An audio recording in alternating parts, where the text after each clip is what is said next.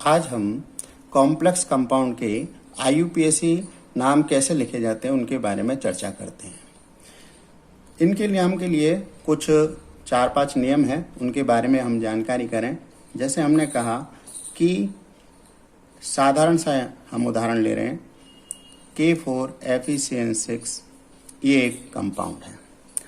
अब इसमें सबसे पहले ये जानते हैं हम, ये आयनिक मंडल है और ये समन्वय मंडल है। अब समन्वय मंडल और आयनिक मंडल को हम अलग अलग लिख लें तो जो भी समन्वय मंडल से पहले नाम आ रहा है, जो कंपाउंड आ रहा है, उसके आगे जैसे हम यहाँ पर पोटेशियम देख रहे हैं, ये 4 लगाए तो हम टेट्रा या कोई भी ऐसा इंडिकेशन नहीं लगाएंगे, ट्राई टेट्रा डाई कुछ नहीं लगाएंगे। तो केवल जो भी मेटल है उसका नाम आएगा, फिर उसके बाद में समन्वय मंडल का नाम आएगा। अब समन्वय मंडल में जो भी लिगेंड्स होते हैं उनको हम अल्फाबेट्स के हिसाब से लिखेंगे। फिर उसके बाद में मेटल का नाम लिखेंगे और मेटल के नाम के बाद में फिर हम क्या लिखेंगे, उसका ऑक्सीडेशन नंबर हम यहाँ पर लिखेंगे। अब कभी भी हम ऑक्सीडेशन नंबर हमने 11th क्लास में निकालना सीखा है, तो हम कैसे निकाल सकते हैं केंद्रीय धातु परमाणु यानी समन्वय मंडल में जो मेटल है उसका ऑक्सीडेशन नंबर हम कैसे निकाल सकते हैं। तो कोई भी चीज हमें पता करनी है तो उसको हम क्या मान लेते हैं, X। तो Fe का ऑक्सीडेशन नंबर कैसे निकालेंगे अपन, Fe का ऑक्सीकरण अंक। तो हम जानते हैं पोटेशियम के क्या होता है, 1 यानी प्लस का 1 मल्टीप्लाई 4 हैं इसके, प्लस X Fe का कितना निकालना है हमको, हम जानते हैं Cn का कितना होता है, -1 × 6 बराबर 0। तो 4 + x - 6 बराबर 0। तो x बराबर आ गया प्लस के 2, यानी ऑक्सीकरण अंक कितना आ गया, Fe का 2 आ गया। अब इसका नाम कैसे लिखते हैं, इसके नाम के लिए एक नियम ये भी है, यदि समन्वय मंडल कैसा होता है, पॉजिटिव होता है यानी पॉजिटिव हो, तो उस परिस्थिति में मेटल के नाम में कोई परिवर्तन नहीं होगा। लेकिन यदि मान लीजिए समन्वय मंडल नेगेटिव होता है तो उस परिस्थिति में उसके नाम में हम क्या लगा देते हैं, एट लगा देते हैं, एट लगा देंगे। जैसा कि आप यहाँ पर देख रहे हैं, आप इसकी ऑक्सीकरण अवस्था कितनी है, +2, और Cn की क्या है, 6 है, -6। तो अगर इनको जोड़ा जाए तो इस पर क्या आएगी, -4 आ जाएगी। तो ये जो समन्वय मंडल कैसा है, माइनस है यानी ऋणात्मक है, इसलिए इस आयरन के नाम में अपन क्या लिखेंगे, आयरन ना लिख करके फेरेट इस शब्द का प्रयोग करेंगे। तो सबसे पहले हम क्या लिखते हैं, इसका नाम पोटेशियम, फिर हेक्सा, 6 के लिए क्या लिखेंगे अपन, हेक्सा। अब साइनाइड है जिसमें भी इट आता है, तो उन लिगेंड्स के नाम में हम क्या लगा देते हैं, ओ लगा देते हैं। तो अपन क्या लगा देंगे, या तो साइनाइडो या फिर इसको साइनो भी लिख सकते हैं, हेक्सा, साइनो या साइनाइडो। और फेरेट,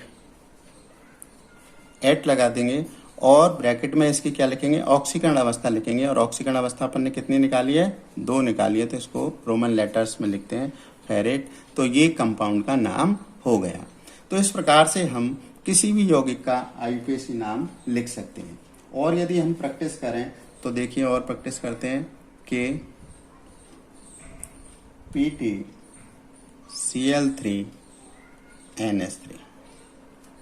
अब इसका ऑक्सीकरण अंक निकालें अपन तो क्या हो जाएगा, प्लस का 1 + x, क्लोरीन के -3, और अमोनिया कैसा है, न्यूट्रल है, 0 है, इसलिए क्या आ जाएगा, तो x बराबर +2। तो इस प्रकार से ऑक्सीकरण अवस्था प्लेटिनम की कितनी आ गई, 2 आ गई। अब इसका नाम कैसे लिखेंगे अपन, पोटेशियम, ठीक है। अब NH3 को क्या लिखते हैं अपन, एमीन, और ट्राई क्लोराइडो या ट्राइक्लोरो। अब चूंकि ये कैसा है, समन्वय मंडल माइनस है, क्यों है, क्योंकि इसका +2, इसके -3, ये 0 है, तो टोटल क्या बैठेगा, -1, इसलिए अपन क्या लगाएंगे, प्लेटिनेट। तो क्या लिखेंगे अभी अल्फाबेट्स के हिसाब से, एमीन, ट्राइक्लोरो, प्लेटिनेट।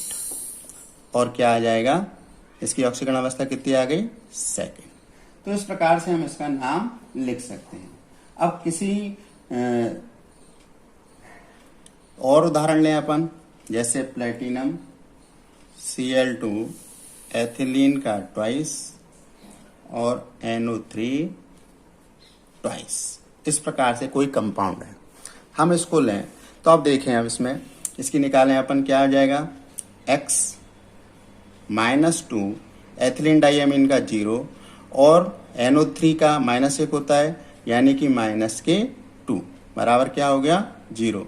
तो X बराबर क्या आ गया, +4। यानी प्लेटिनम की ऑक्सीकरण अवस्था कितनी है, 4 है। अब ये जो समन्वय मंडल कैसा हो गया, 4 -2 और 0 प्लस का हो गया। और समन्वय मंडल जब प्लस का होता है तो उसके नाम में कोई परिवर्तन नहीं होगा, तो क्या लगाएंगे अपन, प्लेटिनम लगाएंगे। तो इसलिए अब इसका नाम क्या लिखेंगे, ये देखिए एथिलीन डाइएमीन। लेकिन जब डाई आ गया है तो इस ट्वाइस के लिए डाई नहीं लगाएंगे, क्या लगाएंगे अपन, विस लगाएंगे। एक दूसरा शब्द लगाते हैं, तो एथिलीन डाइएमीन कब आएगा, थोड़ा बाद में आएगा, क्लोरो पहले आएगा। तो अपन क्या लिखेंगे इसका, डाई क्लोरो बिस एथिलीन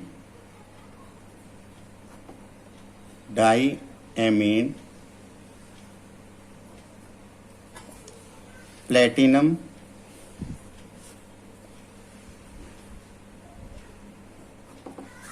अब ऑक्सीकरण अवस्था कितनी हो गई, 4th।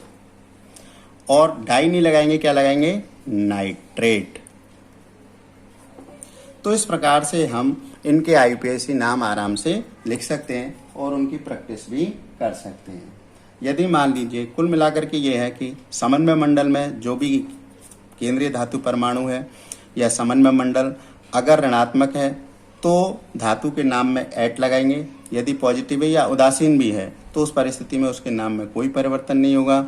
और जितने भी समन्वय मंडल हैं उसमें पहले लिगेंड्स के नाम आएंगे अल्फाबेट्स के हिसाब से, फिर उसके बाद में धातु का नाम आएगा, फिर उसकी ऑक्सीकरण अवस्था आएगी, और फिर समन्वय मंडल से बाहर यदि बाद में कोई भी समूह लगाए तो उसका नाम आ जाएगा, या पहले लगाए तो उसका नाम आ जाएगा, लेकिन उसके पहले कोई भी इसमें इंडिकेशन नहीं आएगा, डाई ट्राई टेट्रा ये सब कोई नहीं आएंगे। इस प्रकार से हम इनका नामकरण कर सकते हैं और इनका अभ्यास कर सकते हैं, और इस प्रकार से फिर इसके आगे हम अगली क्लास में पढ़ेंगे।